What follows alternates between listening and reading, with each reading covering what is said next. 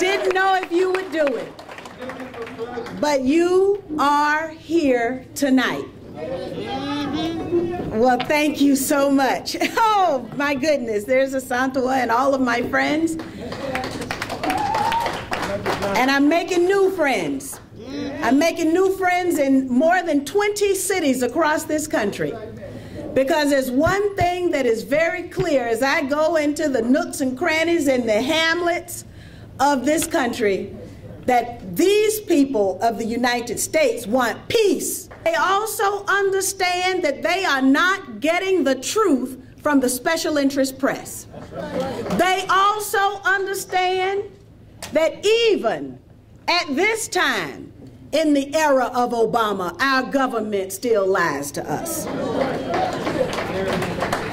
And that's why every stop on the Truth Tour has been a sellout. We have packed every house because people want the truth. Well, they say that the first casualty of war is the truth. And the sad fact is that at one time, there was a war against black people in this country.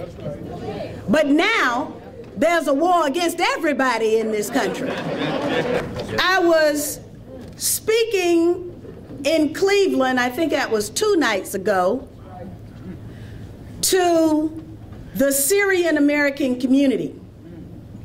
And they were concerned about the events in Syria and how what is happening in Libya might just come to pass in Syria. And they don't want that to happen. But as you have probably seen, there has been fear and trepidation on the part of our elected leaders, whether in the White House or in the United States Congress. They have been afraid to say no to more war. Even right here in Baltimore, we have the Congressional Black Caucus, and sadly, only 6 members of the entire Congressional Black Caucus voted to end the funding for the war against the people of Libya. And when I say the people of Libya, that's exactly what I mean. Because NATO is bombing a town very much like Baltimore. Now, when I was there, and NATO said that they were going to intensify their bombing at that time, they were only bombing at night. And so they decided that they would bomb more at night. And that night, the first intensification of the bombing, they bombed 26 times. Can you imagine 26 times? Bombs falling right here in the city of Baltimore? Can you imagine going about your daily business and never knowing if a bomb is going to drop on you as you are doing what you are supposed to do? Well, that's what NATO's first intensification of the bombing was. And when that didn't work, in combination with the blockade that they've got, so that they don't allow food, fuel, or medicine to come in, even in the midst of the bombing. They deny medication to come in. Come on now. They're bombing food warehouses, and they don't allow food to come in. Teach.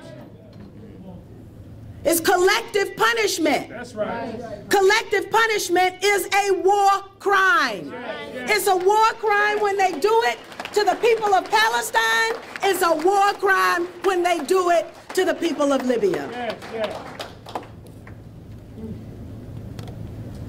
Well, NATO decided that despite everything that they had done to encourage the people of Libya to rise up against their government, to rise up against those people that they had chosen as their tribal leaders, as their governmental leaders, to rise up against their brother leader, Muammar Gaddafi, and it never happened. So NATO said, well, we've got to bomb again. And they decided that they would bomb. Now, they're bombing all over the country, but I am in Tripoli, the capital city of approximately 1.5 million to 2 million people. And they decided that they would bomb morning, afternoon, evening, and night. That was the second intensification of the bombing. And that day, the first day of the second intensification, we counted 89 bombs falling in Tripoli alone. Now, it's impossible to understand what that does to the human psyche. Because every time, even now, when there's a loud roar of thunder, I feel that it might be a drone overhead. It might be a bunker buster bomb. It might be a cruise missile that's gonna whiz by, because I saw all of it. I tasted the grit of a bunker buster bomb as it spews up all of the dust. That's right. Now, this is the same dust that caused our Iraq war veterans to get sick. That kind of dust. And then when I was concerned, along with all of the scientific community in Libya, whether or not depleted uranium was being used, I contacted the foremost expert in this country on depleted uranium, Lorraine Moret, and I asked her, what are the signs? I didn't want to prejudice myself, and so I went to one of the other delegation members and I asked him, did you taste anything when you tasted the grit from the bomb? Not telling him what he was supposed to answer, he said it tasted like I had metal in my mouth. That is a telltale sign of having been exposed to depleted uranium. So I have been exposed to depleted uranium. Randy, who was on the delegation, the Dignity delegation, fact-finding mission, has been exposed. Josh, who is standing over there, who was a part of the Dignity delegation. Most of the video that you have seen on the internet was shot by this woman. Stand up, Josh. She just went back to work as a part of the Verizon strike, too, which we supported. That's right. But she went, and Randy went, and it was amazing because the United States and NATO were bombing. This is a conglomeration of the world's most powerful militaries. The planet's most powerful militaries. You talk about F-16s, helicopter gunships, they were all there, drones, cruise missiles, Tomahawk missiles, Hellfire, they were all there, all being used. We went and we saw, and we cataloged everything that we saw, we documented. And unfortunately, what you in the United States and the global community were being told by the likes of the press in this country was a lie.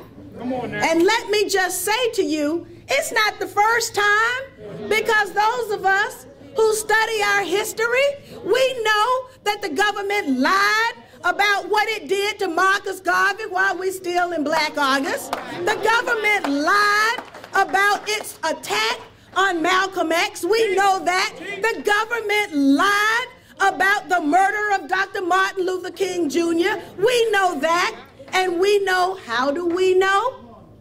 Because they were silly enough to write it down, and some of us were smart enough to read it. Yeah. Randy and I had actually been to Tripoli in January, February of this year.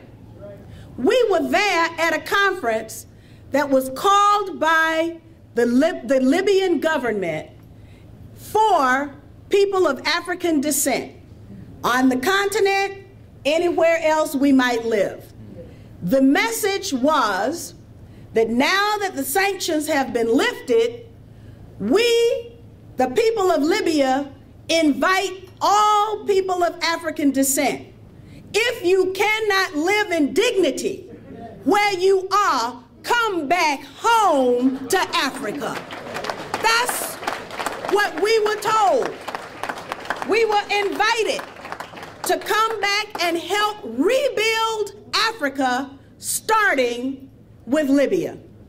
And at that conference, Muammar Gaddafi announced $90 billion would be set aside for the United States of Africa. He sure did. Yes. He made that announcement. He did. That money has been seized by President Barack Obama. This attack on Libya is a direct attack on all of Africa. It is a direct attack on those of us who call ourselves Pan-Africanists, who understand that we cannot be free until Africa is free. And somehow, those in power always want to brag after they think they've accomplished something. Today's Voice of America has a headline that poses the question: New Libya. That's right. More Arab, less African? That should tell us. Sure did, sure. That should tell us the objective of this action. And why it was so important for Admiral Locklear to announce that NATO's mission was to murder Muammar Gaddafi. Wow. He made the announcement. Targeted assassination, by the way, is against the law. Any law you look at, it's against it. It's a war crime. Our president is committing war crimes. What does that make him? A war criminal. I would love to see the day when we do not have to have a president of the United States who is also a war criminal. It will continue until we stop it. That's right. And that is why this tour is so important. That's right. If you are the recipient of a peace prize, then make peace. Right. Make peace. Make peace at home and make peace abroad. Right.